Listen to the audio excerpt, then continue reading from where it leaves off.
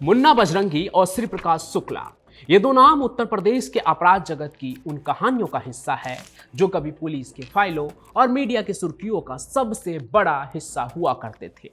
मुन्ना बजरंगी वो था जिसके नाम से पूर्वी उत्तर प्रदेश के लोग कांपते थे। जब उसने मुख्तार का साथ पकड़ा तो यूपी का वो माफिया तैयार हुआ जो एलएमजी से लेकर AK-47 तक का इस्तेमाल करता था।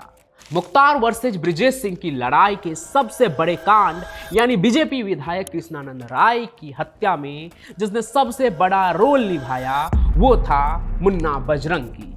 ये वो दौर था जब अपराधियों का खौफ सिर्फ गली मोहल्ले तक ही नहीं बल्कि बड़े बड़े राजनेताओं और व्यापारियों के दिलों तक पहुंचता था। और इसी का एक सबसे बड़ा उदाहरण था श्री प्रकाश शुक्ला, जिसने अपने ही राज्य यानी उत्तर प्रदेश के मुख्यमंत्री को मारने की सुपारी ले ली थी। श्री प्रकाश शुक्ला यानी वो नाम जो यूपी ही नहीं देश के किसी भी इलाके में जाकर किसी की भी हत्या करने से नहीं हिचकता था। पूर्वी उत्तर प्रदेश के इन दोनों बाहुबलियों की कहानी आपस में भले ही अलग हो, लेकिन उनमें एक अजीब सी यूनिकनेस थी जो उन्हें बाकी किसी भी अपराधी से अलग करता था। आपराधिक दुनिया में उनका तेजी के साथ उभरना, उनकी क्रूरता और फिर उनका खौफनाक अंत, ये अपने आप में एक ऐसी कहानी बयां करती है जिसे सुनकर आप सन्न रह जाएंगे। लेकिन इन दोनों में से बड़ा कौन था जिसका खौफ या रुतबा अधिक बड़ा था? तो आइए आज आपको वर्सेज वाली सीरीज की कहानी में बताते हैं मुन्ना बजरंगी वर्सेस श्री प्रकाश शुक्ला की पूरी कहानी शुरू से लेकर अंत तक।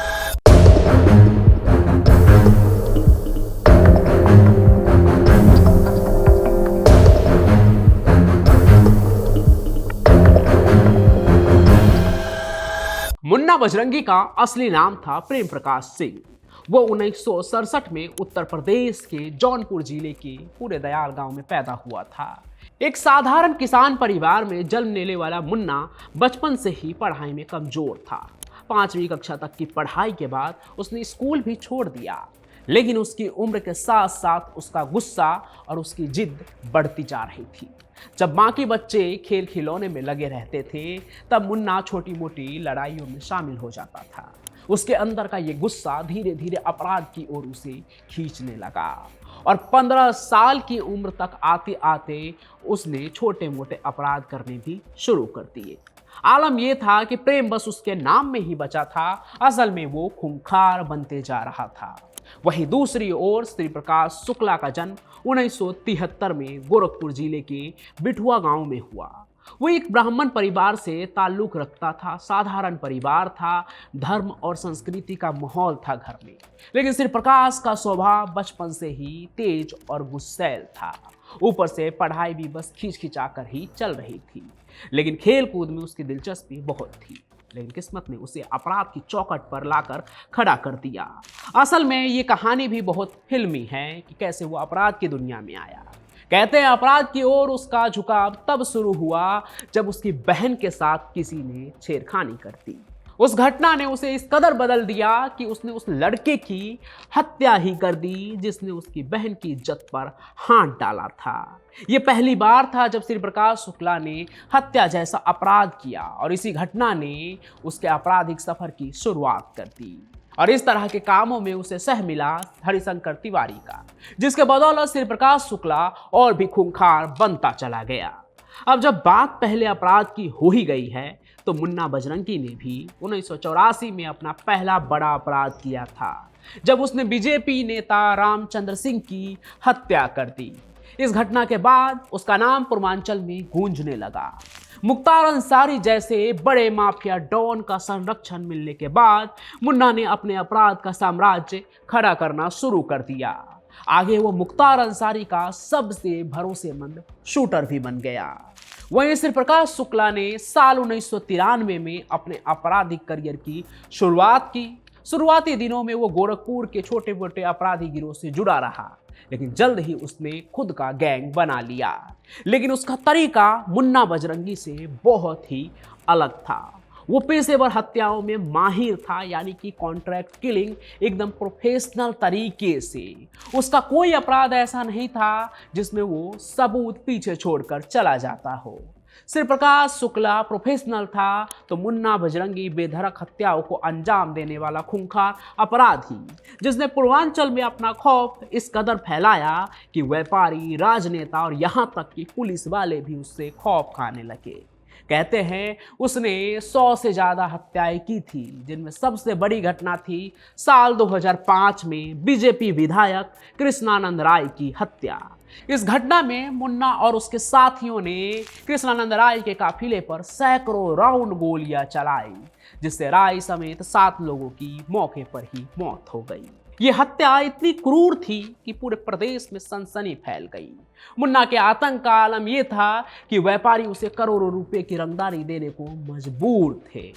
दूसरी ओर श्री प्रकाश शुक्ला का आतंक सिर्फ उत्तर प्रदेश तक सीमित नहीं था, उसने बिहार, दिल्ली और हरियाणा तक अपना नेटवर्क फैला लिया था। उसके बारे में कहते हैं कि उसने 30 से ज्यादा हत्याएं की थी, वो भी पूरे प्लानिंग के साथ।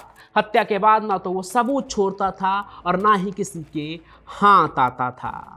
श्री प्रकाश की सबसे बड़ी और विवादास्पद घटना 1998 में बिहार के मंत्री ब्रिज बिहारी प्रसाद की हत्या थी, लेकिन वो यही नहीं रुका।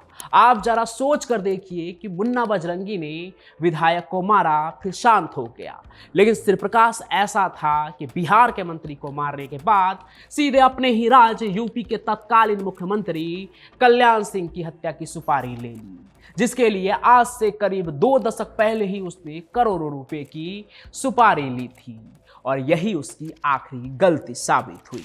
लेकिन इससे पहले कि यूपी के इन दोनों खूंखार अपराधी के अंत के कहानी पर हम आए, आप जरा ये देखिए कि ये परिवार के बारे में क्या सोचते थे और इनके वजह से इनका परिवार कैसे बदला।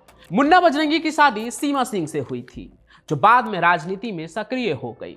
उनकी पत्नी ने हमेशा अपने पति को निर्दोष साबित करने की कोशिश की कि उन्होंने कुछ नहीं किया है। वहीं श्री प्रकाश शुक्ला ने अपने अपराधी जीवन के वजह से कभी शादी ही नहीं की। उसका परिवार उससे अलग हो गया था, लेकिन श्री प्रकाश ने कभी इसकी परवाह नहीं की। असल में कहते हैं कि उसे अपने अय्यासी के सिवा कुछ और दिखता ही नहीं था। एक किताब है राजेश पांडे की वर्चस्व, इसे आप पढ़ेंगे तो आपको पता चलेगा असल मायने में कैसा था ये श्री प्रकाश शुक्ला। बाकी अब आते हैं इन दोनों अपराधी के अंत की कहानी पर। जिस अपराधी ने ना जाने कितनों लोगों की जान ली, आखिर उसका हश्र क्या हुआ, आज उनकी हालत क्या है। तो देखिए, श्री प्रकाश शुक्ला ऐसा अपराधी था जो कभी पुलिस के हाथ नहीं आया। वहीं मुन्ना बजरंगी की आधी जिंदगी जेल में बीती और अंत भी बेहद खौफनाक था। 9 जुलाई 2018 को उसे बागपत जेल में गोली मार दी गई, एकदम सुबह सुबह। हालांकि उसे गोली मारने वाला भी एक दूसरा गैंगस्टर ही था, जिसे डर था कि मुन्ना बजरंगी बागपत की जेल में उसे मारने आया है और उसने मुन्ना बजरंगी को ही खत्म कर दिया। वहीं श्री प्रकाश शुक्ला कभी पुलिस के गिरफ्त में तो नहीं आया, लेकिन उसका अंत पुलिस के हाथों ही हुआ।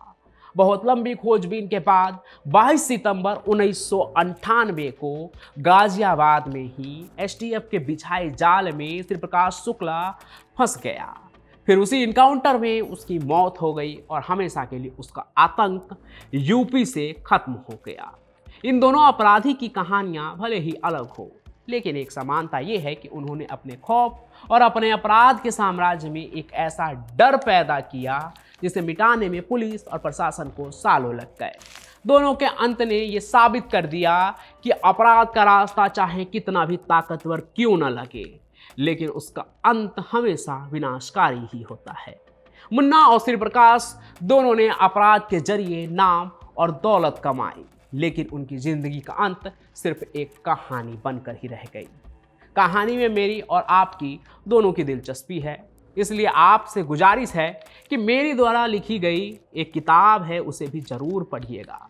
ये एक क्राइम फिक्शन नोवेल है, उसने कहा आई हेट राइटर, जिसे मैंने ही लिखा है। उम्मीद है कि आपको बहुत पसंद आएगा, पढ़ के जरूर बताइएगा। बाकी आज की ये कहानी कैसी लगी वो भी कमेंट में जरूर बताइए, और साथ ही साथ इस कहानी को ज़्यादा से ज़्यादा शेयर कीजिए। हमारे इस चैनल को सब्सक्राइब भी जरूर कर लीजिए, ताकि जो भी कहानी मैं लेकर आऊँ उसका नोटिफिकेशन आप तक पहुंचे बिना किसी रुकावट के, और हमारा ये परिवार भी और बड़ा हो। अभी हम 30,000 लोगों का परिवार हो चुके हैं। हमें 1 लाख और फिर मिलियन की तरफ भी जाना है, तो आप लोगों का सपोर्ट बहुत ज्यादा जरूरी है। बाकी मैं पंचम प्रकाश यूं ही अपनी क्राइम की कहानियों के साथ आपसे रूबरू होता रहूंगा। तब तक के लिए आपका बहुत बहुत धन्यवाद।